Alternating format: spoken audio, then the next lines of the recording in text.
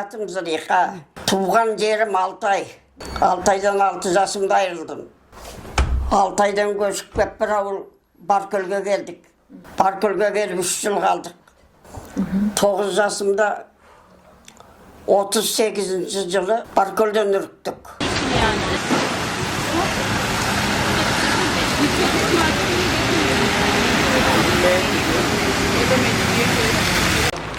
Саламатсыздар. Қазақ бала ғой, иә? Түрінен көрініп тұр. Сәлем достар, мен бүгін Стамбулдамын. Стамбулдың ішіндегі тек қана қазақтар тұратын қазақ кент ауданындамын.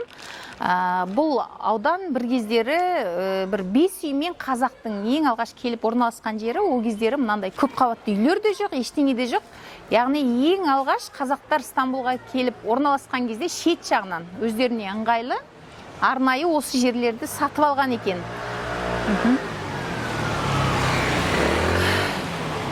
Енді достар, өздеріңіз білесіздер, Стамбулдағы қазақтардың тарихы бірсыпырасы Ауғанстаннан келген болса, бірсыпырасы сонау Шығыс Түркістаннан кезінде саясаттың салдарынан жаяу Гималай тауын асып, шөлден өтіп, Пакистанға келіп, Пакистанда бірнеше жыл тұрып, содан кейін Стамбулға келіп орналасқан қазақтар, олар Алтай ауылында орналасты, одан кейін Измирдегі Салихлиде орналасты, және бір тобы осы Стамбулдың шет жағынан қазақ кентте орналасты. Бірақ қазір бұл аудан қаланың ішіндегі үлкен бір ауданға ұласып кеткен.